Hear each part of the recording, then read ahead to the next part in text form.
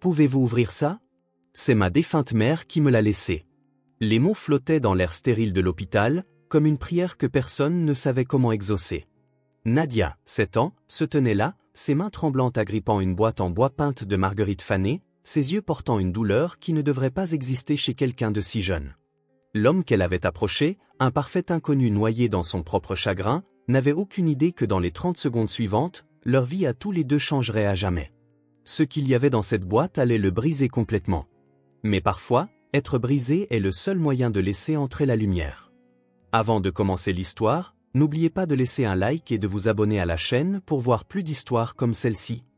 Excusez-moi, vous êtes fort? Archelot leva les yeux de son café froid pour découvrir une petite fille debout à côté de sa table.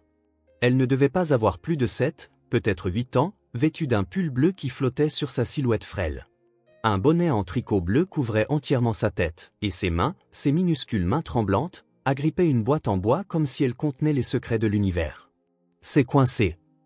Elle leva la boîte, et il put voir ses doigts trembler de plus que le simple effort. J'essaie depuis 3 jours, mais mes mains, elles ne fonctionnent plus très bien. Le mot « plus » toucha quelque chose au plus profond de la poitrine d'Archer. Il remarqua le port de perfusion partiellement visible sous son col, les cernes sombres sous ses yeux qui ressemblaient à des ecchymoses sur sa peau pâle. « Voulez-vous que j'essaie » La fillette hésita, serrant la boîte plus près de sa poitrine. « Elle est très spéciale. Il faut faire attention.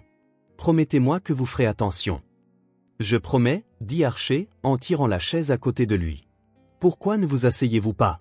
Je m'appelle Archer, au fait. » Nadia, répondit-elle en grimpant sur la chaise avec un effort visible. Elle posa la boîte sur la table, mais garda ses 2 mains dessus, comme si elle craignait qu'elle ne disparaisse. « C'est bien coincé, hein ?» Archer examina la boîte attentivement. Elle était faite à la main, avec de petites marguerites peintes couvrant le couvercle. Certaines fleurs étaient éclatantes, d'autres fanées. Le loquet avait été peint plusieurs fois, scellé par des couches d'amour et de temps. « C'est magnifique, » dit-il en sortant son couteau de poche. « Quelqu'un a fait ça juste pour vous. » Nadia hocha la tête, mais ne s'étendit pas, ses yeux suivant chaque mouvement de ses mains alors qu'il travaillait soigneusement la lame autour du loquet. La cafétéria bourdonnait autour d'eux. Des infirmières prenant un dîner sur le pouce, des familles attendant des nouvelles. Le rythme éternel de la vie hospitalière. Mais leur table ressemblait à un îlot de temps suspendu. « Vous étiez assis ici depuis très longtemps, » dit soudain Nadia. « Je vous regardais. Vous n'arrêtiez pas de regarder votre téléphone sans vraiment le voir. Ma maman faisait ça avec ma photo. » La main d'Archer s'immobilisa un instant. Cet enfant l'avait observé. « Depuis combien de temps? Et pourquoi? Parfois, les téléphones sont juste quelque chose à regarder, » dit-il prudemment, retournant au loquet. « Non, » dit Nadia avec la certitude que seuls les enfants possèdent. « Vous regardiez quelqu'un. Quelqu'un qui n'est plus là. » Le couteau glissa légèrement, mais Archer le rattrapa. « Qu'est-ce qui vous fait penser ça? » Parce que vous avez le même regard que ma maman avait vers la fin. Comme si vous portiez quelque chose de lourd que personne d'autre ne peut voir. Comme si vous étiez brisé mais que vous essayiez de ne pas le montrer. Finalement, avec un petit déclic qui sembla résonner dans l'espace entre eux, le loquet se libéra. La boîte pouvait s'ouvrir. Mais Nadia ne bougea pas, ses yeux remplis de larmes qu'elle ravala farouchement. « Eh » dit doucement Archer. « Qu'est-ce qui ne va pas? Je ne l'ai pas cassé, n'est-ce pas ?» Elle secoua la tête. « C'est juste que maintenant que je peux l'ouvrir, j'ai peur. »« Pourquoi as-tu peur, Nadia ?» La petite fille resta silencieuse si longtemps qu'Archer se demanda si elle allait répondre. Autour d'eux, la cafétéria de l'hôpital poursuivait sa danse. Des plateaux qui s'entrechoquent, du café qui infuse, des vies qui se croisent brièvement avant de s'éloigner. Mais Nadia sembla puiser son courage au plus profond d'elle-même, la même force qui l'avait poussée à aborder un inconnu. « C'est ma maman qui a fait cette boîte, » murmura-t-elle enfin. « Elle est morte il y a 4 mois. » Les mots tombèrent entre eux comme des pierres dans une eau calme, créant des ondes qui s'étendaient vers l'extérieur. Archer sentit sa poitrine se serrer, se souvenant d'une autre mort, d'une autre perte qui l'avait amené dans cette même cafétéria. « Je suis tellement désolé, ma puce. Elle a été malade très longtemps. On n'avait plus de maison parce qu'elle ne pouvait plus travailler. On a vécu dans des refuges en bougeant beaucoup. Mais elle a toujours gardé cette boîte en sécurité. Même quand on a dû tout laisser derrière nous, même quand elle pouvait à peine marcher, elle a protégé cette boîte. Elle devait aimer énormément. » Oui. La voix de Nadia se brisa comme une fine couche de glace. Le dernier jour, dans l'infirmerie du refuge, elle pouvait à peine parler. Sa voix n'était que murmure dans l'air. Mais elle m'a serré la main si fort et m'a parlé de la boîte. Elle a dit qu'il y avait quelque chose à l'intérieur pour moi, mais que je ne pouvais pas l'ouvrir seul. Archer attendit, sentant qu'il y avait plus. Elle a dit que je saurais quand j'aurais trouvé la bonne personne pour l'ouvrir, quelqu'un qui comprendrait. Quelqu'un qui saurait ce que c'est d'avoir un cœur brisé qui continue de battre même quand on ne le veut pas. Archer se sentit exposé, comme si cet enfant pouvait voir à travers lui. « Et tu penses que je comprends ?»« Je sais que vous comprenez, » dit simplement Nadia. « Quand je vous ai vu assis ici tout seul, à regarder le vide et tout à la fois, je l'ai su. Vous avez perdu quelqu'un aussi, n'est-ce pas? Quelqu'un qui vous rendait entier. » La question débloqua quelque chose en Archer. « Ma femme. Il y a 6 mois. Un AVC soudain à 39 ans. Comment s'appelait-elle? Camilla. C'est un joli nom. Elle travaillait ici? Elle était infirmière. On se retrouvait dans cette cafétéria pour déjeuner quand elle avait ses pauses. J'ai fait des travaux électriques dans l'aile et aujourd'hui. Je me suis dit que je prenais juste un café. Mais vous vouliez être là où elle était, termina Nadia. Je comprends. Parfois, je vais au refuge où maman est morte. Ils ne me laissent pas entrer, mais je reste dehors et je me souviens. Où vis-tu maintenant, Nadia? Au foyer d'accueil de Willowbrook. Mais je suis à l'hôpital la plupart du temps. J'ai une leucémie. On l'a découvert 2 mois après la mort de maman. Madame Potts, c'est mon assistante sociale. Elle dit que c'est pour ça que personne ne veut m'adopter. Que veux-tu dire? Nadia haussa les épaules avec une indifférence bien rodée. Je suis trop malade, trop cher, trop de problèmes. Les traitements coûtent cher et je vomis tout le temps. Parfois je ne peux pas marcher. Mes cheveux sont tombés. Elle toucha son bonnet en tricot, et les médecins disent que j'ai au moins 8 mois de traitement de plus, peut-être plus. Qui veut d'un enfant comme ça? Archer sentit la colère monter dans sa gorge. Pas contre Nadia, mais contre un monde qui pouvait faire croire à une fillette de 7 ans qu'elle était trop de problèmes. Tu n'es pas un problème, Nadia. Tu es une petite fille qui mérite de l'amour. C'est ce que maman disait. Mais maman n'est plus là. Elle regarda de nouveau la boîte. Resterez-vous pendant que je l'ouvre? Je ne veux pas être seule quand je lirai ce qu'elle a écrit. Elle a promis qu'elle m'avait laissé une lettre. D'une main tremblante qui semblait trop petite pour une tâche aussi importante, Nadia souleva le couvercle. Les charnières, gelées depuis des mois, grincèrent doucement. À l'intérieur, sur un lit de tissu usé qui aurait pu être un morceau de robe, se trouvaient 3 objets. Une lettre pliée sur un papier qui avait connu des jours meilleurs, une petite poupée en tissu avec des yeux en boutons dépareillés et des cheveux en laine, et une photographie. Daisy, haleta Nadia, saisissant la poupée et la pressant contre sa poitrine. Je pensais l'avoir perdue. Maman l'a faite pour moi quand j'avais 3 ans. On était dans le sous-sol d'une église, et elle l'a faite avec des chutes du bac de dons.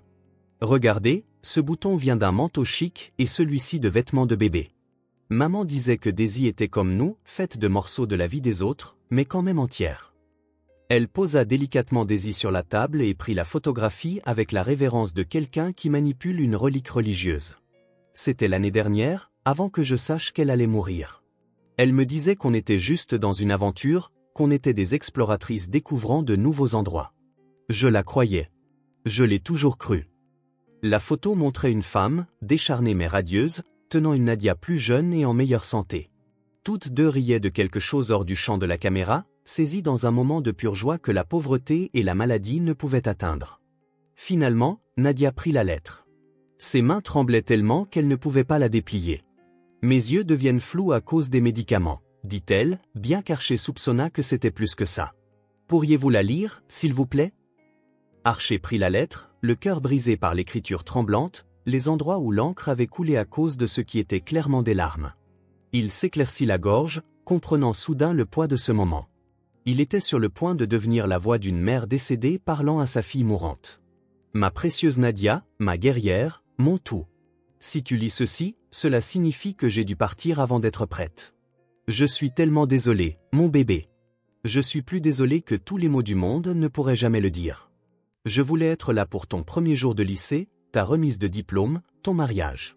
Je voulais t'apprendre à conduire, te faire de mauvais stress pour la photo de classe et te mettre dans l'embarras devant tes amis. Mais par-dessus tout, je voulais être là pour ce qui va suivre. Mon bébé, je dois te dire quelque chose. Et j'ai besoin que tu sois courageuse, comme je sais que tu le es. Les médecins m'ont dit quelque chose que je ne t'ai jamais dit. La maladie que j'ai, elle est dans notre famille. Il y a une chance que tu tombes malade aussi. Je prie chaque nuit pour que cela n'arrive pas. Mais si c'est le cas, je veux que tu saches ceci. Tu n'es pas seul. Tu ne seras jamais seul.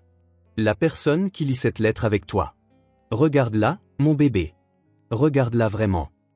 Nadia leva les yeux vers Archer, étudiant son visage avec ses yeux si sages, et il sentit quelque chose changer dans l'air entre eux. Tu l'as choisi pour une raison. Ton cœur savait ce que ton esprit ne comprend peut-être pas encore. Cette personne va être importante. Fais-lui confiance. Laisse-la t'aider. Je veux que tu saches que tu n'as jamais été un fardeau pour moi. Chaque nuit où nous avions faim, j'étais rassasié parce que je pouvais te regarder. Chaque fois que nous devions déménager, c'était une aventure parce que tu étais avec moi. Tu as transformé une boîte en carton en château, un lit de camp de refuge en tapis volant. Tu es magique, Nadia. Purement magique. Si tu tombes malade, bats-toi. Batte-toi de toutes tes forces. Non pas parce que tu as peur de me rejoindre. Je t'attendrai pour toujours s'il le faut. Mais parce que le monde a besoin de ta lumière. Quelqu'un, quelque part, a besoin exactement du genre d'amour que toi seul peux donner. Archer dut s'arrêter, la voix brisée. Nadia se pencha et lui tapota la main. Cette enfant mourante qui le réconfortait. Ce n'est pas grave, murmura-t-elle. Continuez, s'il vous plaît. Tu te souviens quand on regardait le lever du soleil par la fenêtre du refuge? Tu me demandais pourquoi le soleil se levait chaque jour, même quand les choses étaient difficiles. Je te disais que c'était parce que le soleil avait un travail à faire. Apporter de la lumière aux gens qui en avaient besoin. Tu es comme ce soleil, mon bébé. Tu as un travail à faire. Il y a des gens qui ont besoin de ta lumière. À quiconque est avec ma fille en ce moment, elle vous a choisi. Dans ce grand monde solitaire, elle vous a choisi pour partager ce moment. Cela signifie quelque chose. Elle a un don pour voir les cœurs, pour savoir qui est sûr, qui est gentil, qui a autant besoin d'amour qu'elle. S'il vous plaît, si vous le pouvez, ne la laissez pas seule. Elle a déjà été trop seule. Elle a 7 ans, et elle a déjà affronté plus que la plupart des adultes. Elle mérite des fêtes d'anniversaire, des histoires avant de dormir et quelqu'un pour vérifier qu'il n'y a pas de monstre sous le lit, même si les vrais monstres sont ceux dans son sang. Archer regarda Nadia, dont les larmes coulaient sur son visage, des yeux serrés contre sa poitrine. Nadia, mon amour, mon cœur, ma raison d'être. Sois courageuse. Aime fort, même quand ça fait mal. Fais confiance à la personne à côté de toi et sache que, où que je sois, je t'aime. Chaque coucher de soleil, chaque fleur, chaque moment de joie que tu ressens, c'est moi. T'aimant d'où que je sois maintenant. Tu as été la meilleure chose qui me soit jamais arrivée. Être ta maman a été le plus grand privilège de ma vie. Jusqu'à ce que nous nous retrouvions au lever du soleil. Maman. PS, j'ai caché Daisy ici pour que tu aies quelque chose à serrer quand les aiguilles font mal. Elle est courageuse, comme toi. La lettre flotta sur la table alors qu'Archer la posait avec des mains tremblantes. Nadia avait enfoui son visage dans Daisy, son petit corps secoué de sanglots qui semblaient trop grands pour quelqu'un de si petit. Elle savait, s'étouffa-t-elle entre deux hoquets. Elle savait que je tomberais malade. Elle savait que je serais seule. Sans hésitation, sans réfléchir, Archer la prit dans ses bras. Elle était si légère, comme si on tenait de l'air, du chagrin et de l'espoir tout à la fois. Ses os semblaient fragiles, comme des ailes d'oiseau à travers le mince pull. « Tu n'es pas seul, murmura-t-il férocement dans son bonnet en tricot. Plus maintenant. Les traitements me rendent si malade. Je vomis jusqu'à ce qu'il n'y ait plus rien. Puis je vomis du vide. Mes os me font mal comme s'ils se brisaient de l'intérieur. Parfois je ne peux même pas me tenir debout et personne ne me tient la main. Personne me dit que ça va aller. Madame Potts essaie, mais elle a 23 autres enfants à surveiller. Archer la serra plus fort, pensant à son fils Chase à la maison, en bonne santé et en sécurité, probablement en train de jouer aux jeux vidéo. Pensant à toutes les fois où il avait pris cela pour acquis. Il y a 6 mois, quand Camilla est morte, il pensait ne plus jamais rien ressentir. Mais cet enfant courageuse et brisée, était en train de fissurer quelque chose dans sa poitrine. « Tes traitements ont lieu à quelle fréquence ?» demanda-t-il quand ses sanglots se calmèrent en hoquet. 3 fois par semaine, les lundis, mercredis et vendredis. 4 heures à chaque fois, elle recula, s'essuyant les yeux avec sa manche. Le pire, c'est la salle d'attente. Tous les autres enfants ont quelqu'un. Des parents, des grands-parents, des tantes, des oncles ou quelqu'un. Moi, j'ai juste la personne du foyer qui peut me conduire. Habituellement, c'est M. Greg et il reste sur son téléphone. Il ne me regarde même pas. Et si ça changeait? S'entendit dire Archer, les mots venant d'un endroit plus profond que la pensée. Et si quelqu'un était là à chaque traitement?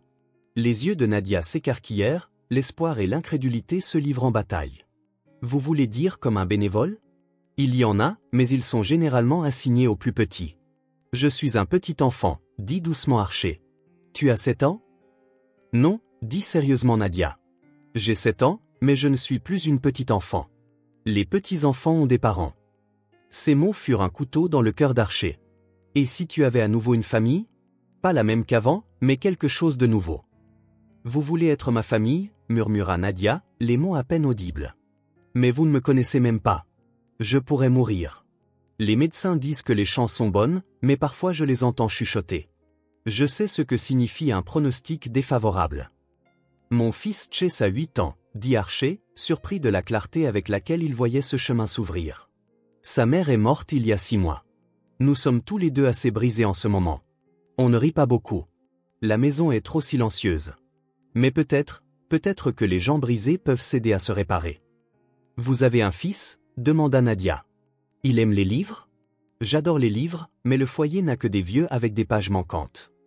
Il adore les livres, les Legos et les blagues vraiment nulles qui n'ont aucun sens. Je ne connais pas de blagues, admit Nadia. Maman et moi n'avions jamais grand-chose de quoi rire. Alors Chase t'apprendra. Il en connaît des centaines. Qu'en dis-tu, Nadia? Nous laisseras-tu essayer?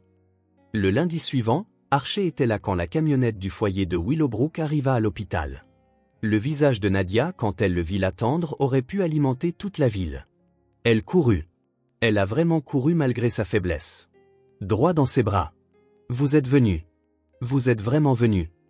Je t'ai dit que je viendrais. Les gens disent beaucoup de choses. Archer lui tint la main quand ils insérèrent la perfusion, la sentant serrée si fort qu'il crut que ses os allaient se briser. Mais il ne lâcha pas. Il lui lut un livre qu'il avait apporté, Le Jardin secret, car cela semblait approprié, une histoire d'enfant brisé trouvant la guérison. Quand la nausée frappa, il tint le seau, lui frotta le dos et lui parla de Chase, de Camilla, de la vie qu'ils avaient eue et de celle qu'ils essayaient de construire. « Parle-moi de ta maman » dit-il lors d'une vague particulièrement mauvaise. Quelle était sa chose préférée? Les levers de soleil, halta Nadia entre deux hauts le cœur. Elle disait que c'était la preuve que peu importe à quel point les choses devenaient sombres, la lumière revenait toujours. On les regardait ensemble dès qu'on pouvait, même si ça voulait dire se réveiller dans un refuge, une voiture ou n'importe où on était. Chase arriva après l'école, déposé par un voisin. Archer regarda nerveusement son fils s'approcher de la petite fille malade, se demandant s'il avait fait une erreur. Mais Chase sortit simplement ses cartes Pokémon et dit « Tu veux voir un truc cool ?» Il ne broncha pas quand Nadia dut attraper le seau. Il lui frotta simplement le dos comme sa mère le faisait pour lui et continua de parler des différents Pokémon, de leurs pouvoirs, de leurs évolutions. L'évolution, c'est quand ils se transforment en quelque chose de plus fort. Peut-être que tu es en train d'évoluer, toi aussi. Le médicament t'aide à devenir plus forte. Ou à me tuer, dit Nadia de manière pragmatique. Non, dit fermement Chase. Ma mère était infirmière. Elle disait que les médicaments qui rendent malade sont parfois ceux qui guérissent. Comme quand on doit parfois casser un os pour le remettre droit. Ta mère a l'air intelligente.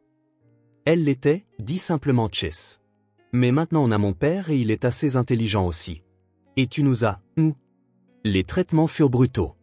Il y eut des jours où Nadia ne pouvait pas garder d'eau.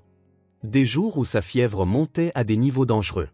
Des nuits dans le service de pédiatrie où Archer dormait sur la chaise à côté de son lit parce qu'elle était terrifiée d'être seule dans le noir. « Pourquoi fais-tu ça ?» demanda-t-elle une nuit, sa voix à peine un murmure dans la pièce sombre. « Je ne suis pas ta vraie fille. »« Qu'est-ce qui rend une fille réelle ?» demanda Archer. « Est-ce le sang ou est-ce le fait d'être là? Est-ce l'ADN ou est-ce de te tenir la main quand tu as peur? »« Je ne sais pas. Je pense, » dit lentement Archer, que ta maman savait exactement ce qu'elle faisait quand elle t'a dit d'attendre la bonne personne pour ouvrir cette boîte.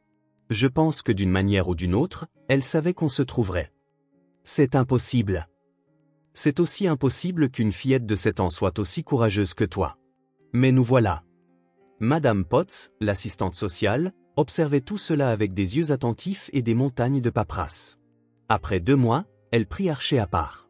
Vous savez, vous n'êtes pas obligé de faire ça. Nadia comprendrait si c'est trop. Les autres enfants du foyer, ils sont habitués aux gens qui vont et viennent. Des bénévoles bien intentionnés mais qui ne supportent pas la réalité. Ma femme était infirmière, répondit Archer, épuisée mais déterminée. Elle disait toujours que la famille, ce n'est pas une question de sang. C'est qui est là quand c'est difficile d'être là. Je suis là. Même si le traitement ne fonctionne pas, le nouveau protocole qu'ils veulent essayer, il est agressif, risqué. Archer regarda par la fenêtre Nadia et Chess, les têtes penchées ensemble sur un puzzle. Chess l'aidant patiemment quand ses mains tremblaient trop pour placer les pièces. Surtout dans ce cas, dit-il. La paperasse pour un placement d'urgence en famille d'accueil commença. Des vérifications d'antécédents qui scrutaient chaque aspect de la vie d'Archer. Des visites à domicile où les travailleurs sociaux vérifiaient chaque prise, chaque coin pointu, chaque danger possible. Des entretiens qui posaient les mêmes questions de différentes manières, sont dans le moindre signe qu'il pourrait ne pas être sérieux. Pourquoi voulez-vous accueillir un enfant en phase terminale, demandèrent-ils. Elle n'est pas en phase terminale, corrigea Archer. Elle se bat. Il y a une différence. Mais si elle ne s'en sort pas, alors elle ne mourra pas seule. Elle ne mourra pas en pensant qu'elle était trop de problèmes. Elle mourra en sachant qu'elle a été aimée, qu'elle a compté, que quelqu'un s'est battu aussi fort pour elle qu'elle se bat pour elle-même. Quand ils interrogèrent Chess, lui demandant ce qu'il pensait de la possibilité que Nadia vive avec eux, il dit simplement « C'est déjà ma sœur. On ne fait qu'officialiser les choses. Et elle va guérir. Je le sais. Comment le sais-tu ? Parce qu'elle a promis de m'apprendre à regarder les levers de soleil comme sa maman lui a appris. On ne peut pas rompre une promesse comme ça. » Le 5e mois de traitement faillit les briser tous. Le corps de Nadia cessa de répondre au premier protocole. Ses globules blancs chutèrent. Elle perdit encore plus de poids, devenant squelettique, passant plus de temps inconsciente qu'éveillée. Archer prit un congé médical familial de son travail, épuisant les économies que Camilla avait insisté pour qu'il garde en cas d'urgence. « Ça compte comme une urgence », dit-il à sa photo un soir. « J'espère que tu comprends. » Lui et Chess s'emménagèrent pratiquement à l'hôpital. Il se relayait pour lire à Nadia quand elle était consciente, chantait les chansons que sa mère chantait, apprises d'une vidéo que le refuge avait faite de sa mère des mois auparavant, lui racontant des histoires sur le lever du soleil, même quand ses yeux ne s'ouvraient pas. S'il vous plaît, se surprit Archer à prier quiconque pouvait l'entendre, Camilla, la mère de Nadia, l'univers lui-même.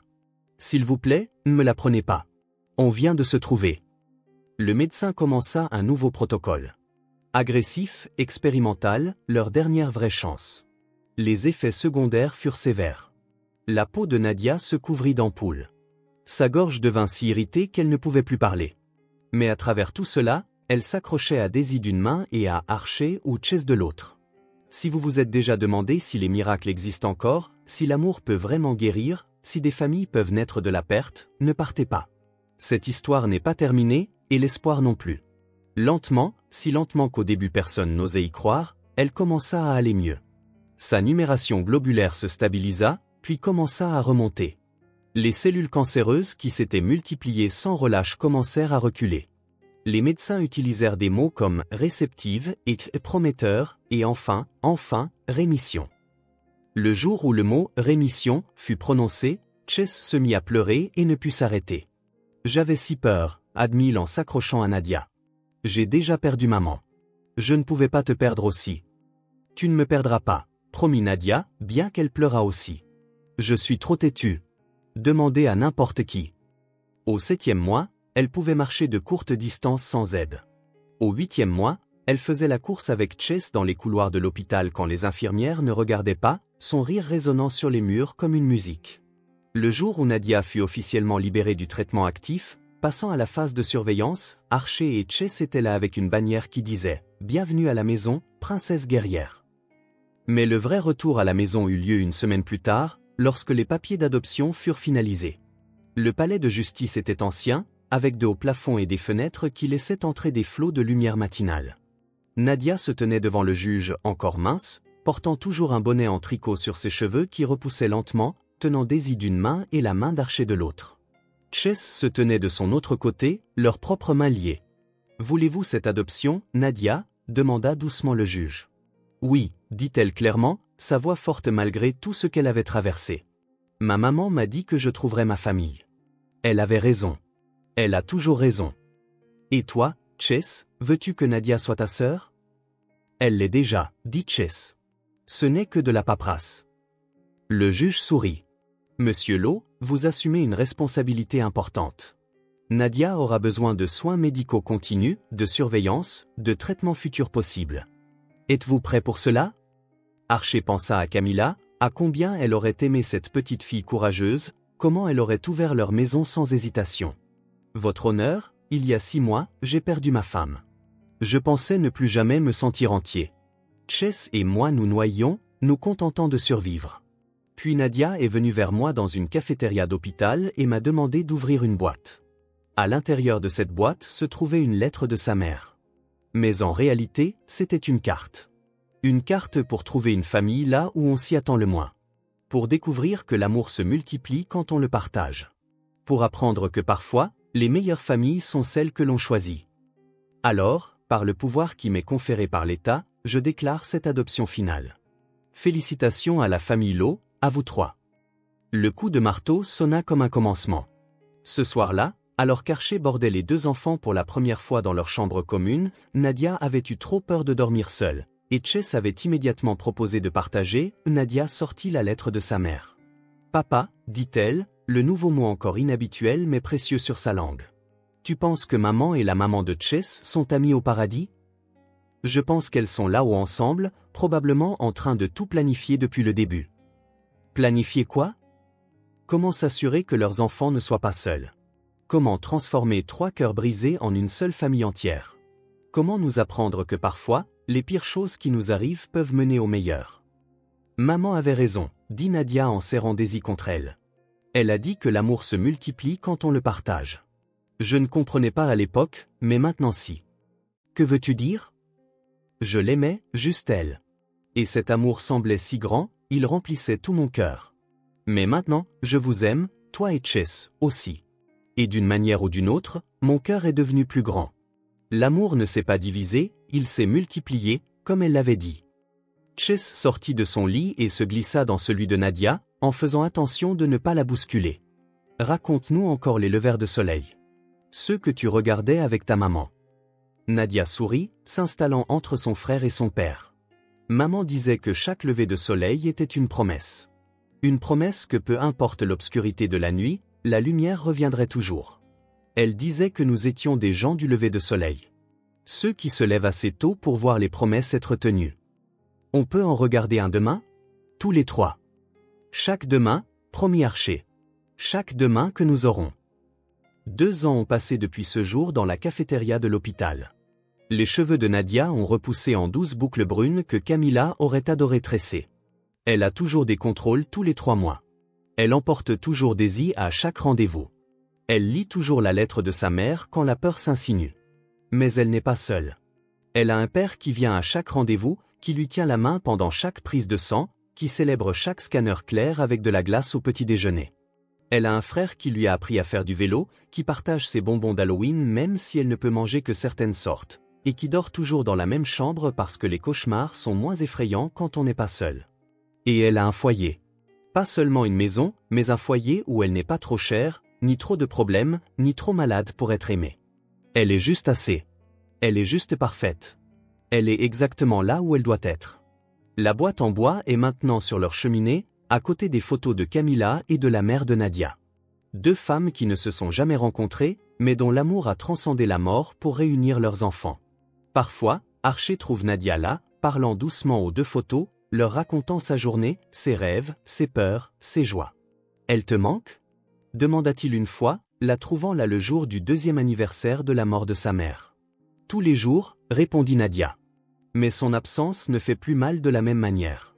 C'est comme, tu te souviens quand j'ai eu cette opération et que le docteur a dit que la cicatrice serait toujours là, mais qu'elle finirait par s'estomper et ne plus faire mal. Oui. Son absence, c'est comme ça. La cicatrice est toujours là, mais maintenant elle fait juste partie de moi. Ça ne fait plus mal de la toucher. Et parfois, quand je vois un lever de soleil ou que je sens la lavande, elle sentait toujours la lavande d'une lotion que le refuge distribuait, j'ai l'impression qu'elle est juste là. Je ressens ça pour Camilla parfois. Surtout quand je vous vois, toi et Chess, ensemble. Elle t'aurait tellement aimé, Nadia. Elle m'aime, corrigea-t-elle. Un amour comme ça ne meurt pas. Il change juste de forme. Comme l'eau qui devient des nuages qui deviennent de la pluie. Des formes différentes. Le même amour. Et chaque lever de soleil, comme elle l'a promis, Nadia se tient à la fenêtre. Parfois seule, parfois avec Chess, parfois avec Archer, parfois avec les trois ensemble. Elle regarde le ciel passer du noir au violet, au rose, à l'or. Et elle murmure les mêmes mots. Salut maman. Je continue de briller comme tu l'as demandé. Et devine quoi? J'apprends aux autres à briller aussi. Chess et papa, ce sont des gens du lever de soleil maintenant. On l'est tous. On se lève assez tôt pour voir les promesses être tenues. Le soleil se lève toujours. La lumière revient toujours. Et quelque part, deux mères sourient, sachant que leurs enfants ont trouvé exactement ce dont ils avaient besoin, l'un l'autre. L'amour ne se divise pas quand on le partage. Il se multiplie. Il grandit. Il guérit. Il transforme des étrangers dans une cafétéria d'hôpital en famille. Il transforme une boîte en bois en un pont entre les mondes. Il rend les cœurs brisés à nouveau entiers. Non pas en remplaçant ce qui a été perdu, mais en grandissant autour, comme un arbre qui grandit autour d'une clôture jusqu'à ce qu'il ne fasse plus qu'un, plus fort d'avoir été brisé. C'est la magie que la mère de Nadia connaissait. C'est le cadeau qu'elle a laissé dans cette boîte. Pas seulement une lettre, une poupée ou une photo, mais un avenir, une famille, un amour qui se multiplie quand on le donne. Et chaque matin, quand ce lever de soleil peint le ciel de promesses, trois cœurs battent à l'unisson, sachant que parfois, les meilleures familles ne sont pas celles dans lesquelles on est. Ce sont celles que l'on trouve quand on est assez courageux pour demander à un étranger « Vous êtes fort ?» et qu'ils sont assez courageux pour répondre « Je suppose que oui ». Si cette histoire a touché votre cœur, si elle vous a rappelé que les familles se présentent sous toutes les formes, que l'amour trouve un chemin, même à travers la perte, veuillez la partager avec quelqu'un qui a besoin de l'entendre. Abonnez-vous à Everbelles Stories pour plus de récits qui nous rappellent que nous ne sommes jamais vraiment seuls. Et souvenez-vous, soyez le lever de soleil de quelqu'un. Soyez la lumière qui revient après l'obscurité.